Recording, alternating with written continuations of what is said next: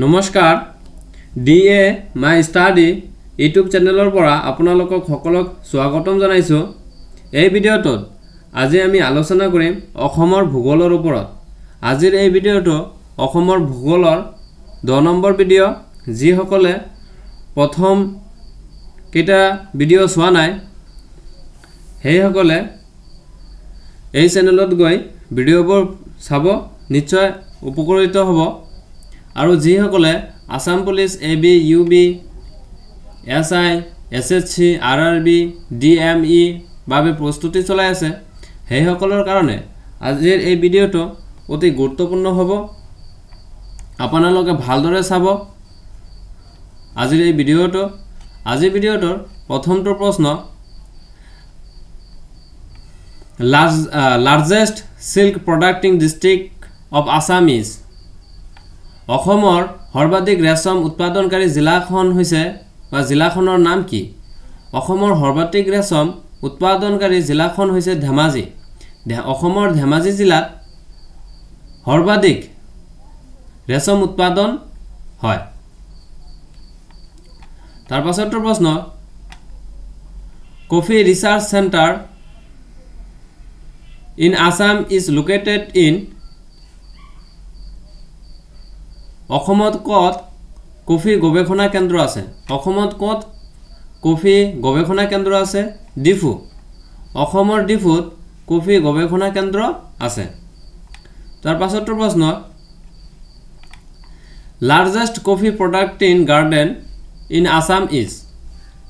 অসমৰ সৰ্ববৃহৎ কফি উৎপাদনকাৰী বাগিচাখনৰ নাম কি? বা বাগিচা হৈছে খনৰ নাম হৈছে গুঞ্জাং। অসমৰ গুঞ্জাঙত সৰ্ববৃহৎ কফি উৎপাদন হয়। এই গুঞ্জাং বাগিচাখনত অসমৰ সৰ্ববৃহৎ কফি উৎপাদন হয়। মনত ৰাখিব, বহুত ইম্পৰ্টেণ্ট হয়। তাৰ পাছৰটো প্ৰশ্ন, how many tea industries are there in Assam. অসমত সৰ্বমুঠ কেইটা চাহপাত প্ৰস্তুত কৰা কাৰখানা আছে? অসমত সৰ্বমুঠ কেইটা চাহপাত প্ৰস্তুত কৰা কাৰখানা আছে? 598টা। 598টা অসমত চাহপাত প্ৰস্তুত কৰা কাৰখানা আছে। তাৰ পাছৰটো প্ৰশ্ন, Majuli is famous for which art craft. Majuli কোনবিধ শিল্পৰ কাৰণে বিখ্যাত? মাজুলী কোনবিধ শিল্পৰ কাৰণে বিখ্যাত? Mask art craft. মুকা শিল্পৰ কাৰণে মাজুলী জিলাখন বিখ্যাত। মনত ৰাখিব, আহিব পাৰে। তাৰ পাছৰটো প্ৰশ্ন, Sualkuchi is famous for what. Sualkuchi কিহৰ কাৰণে বিখ্যাত? শুৱালকুছি কিহৰ কাৰণে বিখ্যাত? শুৱালকুছি পাট মুগা চিল্ক, পাট মুগা কাপোৰ উৎপাদনৰ কাৰণে শুৱালকুছি বিখ্যাত। আৰু এই শুৱালকুছি হৈছে অসমৰ ভিতৰৰ আটাইতকৈ ডাঙৰ গাঁও। প্ৰশ্ন এনেকুৱা আহিব পাৰে যে অসমৰ ভিতৰৰ আটাইতকৈ ডাঙৰ গাঁওখনৰ নাম কি? তেনেহ'লে এনচাৰ হ'ব শুৱালকুছি। মনত ৰাখিব। তাৰ পাছৰটো প্ৰশ্ন, copper and zinc R mixed to make. Copper আৰু জিংক মিহলাই কি প্ৰস্তুত কৰা হয়? কপাৰ আৰু জিংক মিহলাই কি প্ৰস্তুত কৰা হয়? পিতল প্ৰস্তুত কৰা হয়। পিতল প্ৰস্তুত কৰা হয়। ব্ৰাছ। কপাৰ আৰু জিংক মিহলাই পিতল প্ৰস্তুত কৰা হয়। মনত ৰাখিব। তাৰ পাছৰটো প্ৰশ্ন, for which metal Sarthebari is famous for. Sarthebari কিহৰ কাৰণে বিখ্যাত? সৰ্থেবাৰী কাঁহ পিতল শিল্পৰ কাৰণে বিখ্যাত। অসমৰ বৰপেটা জিলাৰ সৰ্থেবাৰীত কাঁহ পিতলৰ শিল্পীৰ কাৰখানা আছে। আৰু এই কাঁহ পিতলৰ কাৰখানা আছে আৰু এই কাঁহ পিতল শিল্পৰ কাৰণে সৰ্থেবাৰী বিখ্যাত। তাৰ পাছৰটো প্ৰশ্ন, হোৱাট ইজ জৌ। বহুত ইম্পৰ্টেণ্ট প্ৰশ্ন।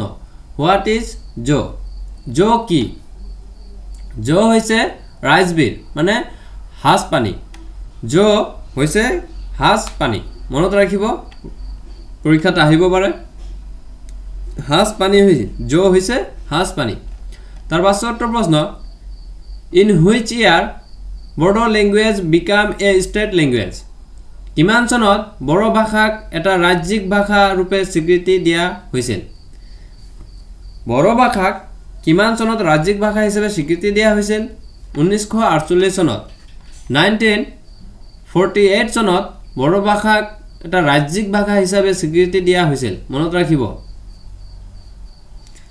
আজি ভিডিঅ'টোৰ গোটেইকেইটা প্ৰশ্ন বহুত ইম্পৰ্টেন্ট প্ৰশ্ন তাৰ পিছৰটো প্ৰশ্ন when was the Assam Tea Company established Assam চাহ কোম্পানী কিমান চনত স্থাপন কৰা হৈছিল অসম চাহ কোম্পানী কিমান চনত স্থাপন কৰা হৈছিল 1839 চনত 1839 চনত অসম চাহ কোম্পানী প্ৰতিষ্ঠান স্থাপন কৰা হৈছিল মনত ৰাখিব তাৰ পাছৰটো প্ৰশ্ন হোৱাট ইজ আৰ্কথিয়া আৰ্কথিয়া হোৱাট ইজ আৰ্কথিয়া আৰ্কথিয়া কি আৰ্কথিয়া হৈছে এ ক্লাছ অফ লেবাৰ শ্ৰমিক শ্ৰেণী বহুত ইম্পৰ্টেন্ট হয়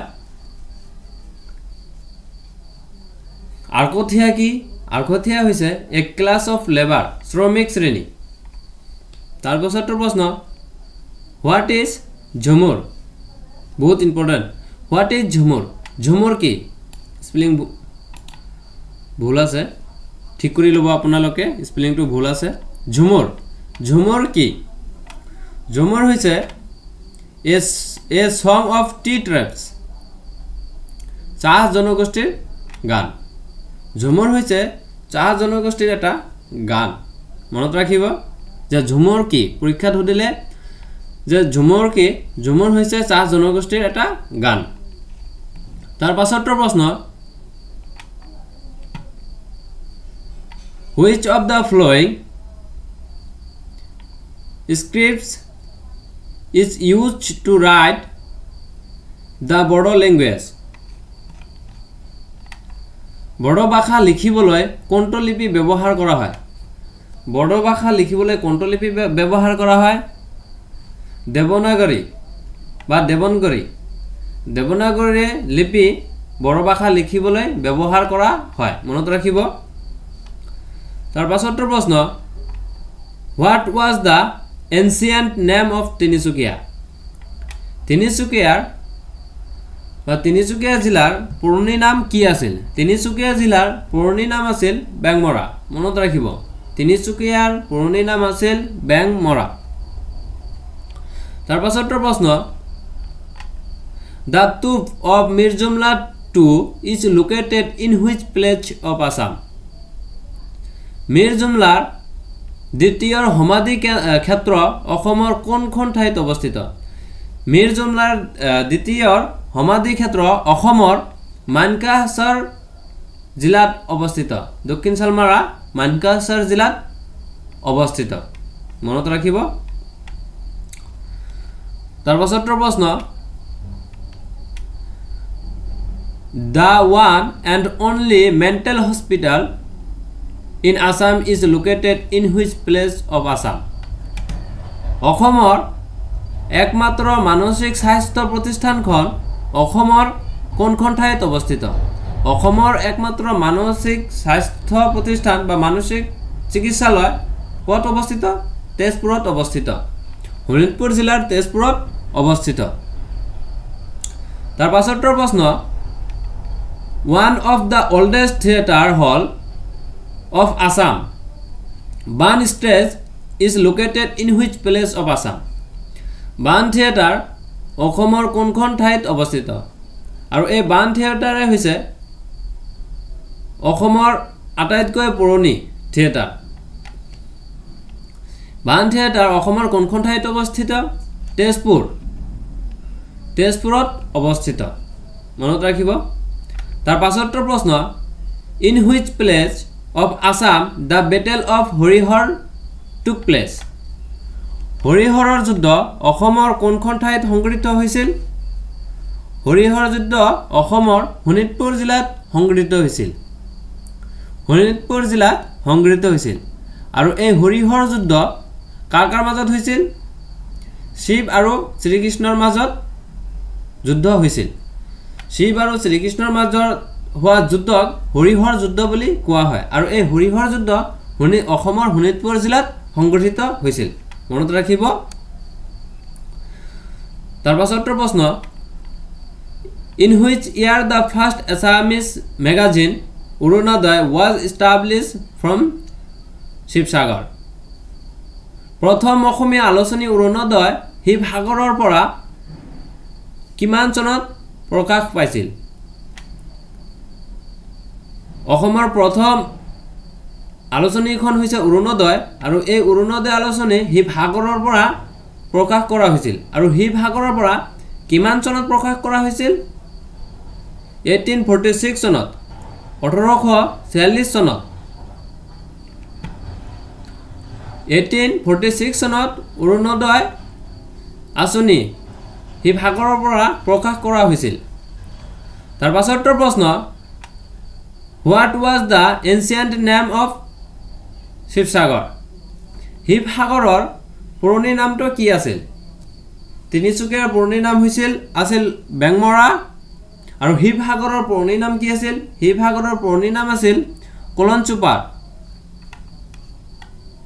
কলঞ্চুপাৰ আছিল শিৱসাগৰৰ পুৰণি নাম। মনত ৰাখিব, ইম্পৰ্টেণ্ট হয়।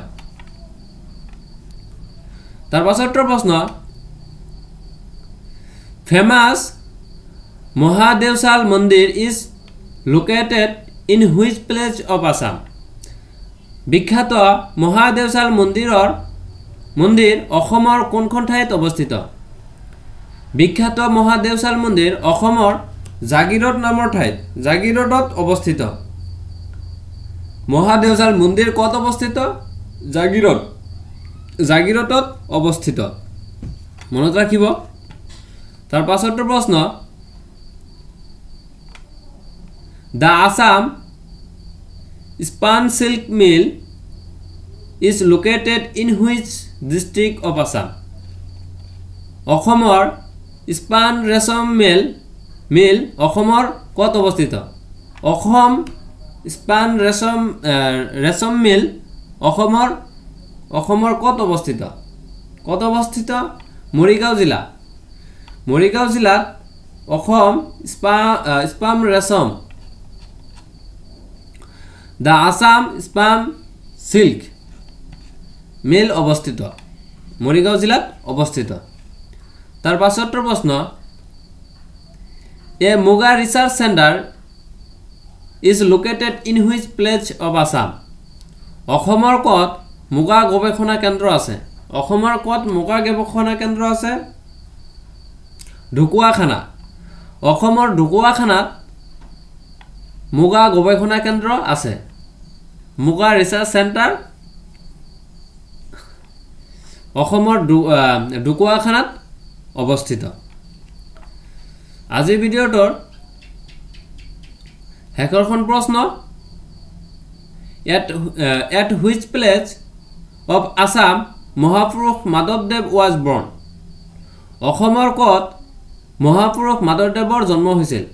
অসমৰ কোন ঠাইত মহাপুৰুষ মাধৱদেৱৰ জন্ম হৈছিল? নাৰায়ণপুৰ। অসমৰ নাৰায়ণপুৰত মহাপুৰুষ মাধৱদেৱৰ জন্ম হৈছিল। আজিৰ ভিডিঅ'টো বহুত গুৰুত্বপূৰ্ণ ভিডিঅ'। সকলো প্ৰশ্ন বহুত ইম্পৰ্টেণ্ট, আপোনালোকে পঢ়িব।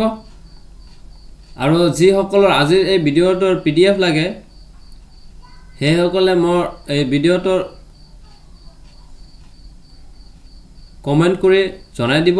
মই আপোনালোকক PDF দিবলৈ চেষ্টা কৰিম। আৰু ভিডিঅ'টো ভাল লাগিলে চেনেলটো ছাবস্ক্ৰাইব কৰি দিব।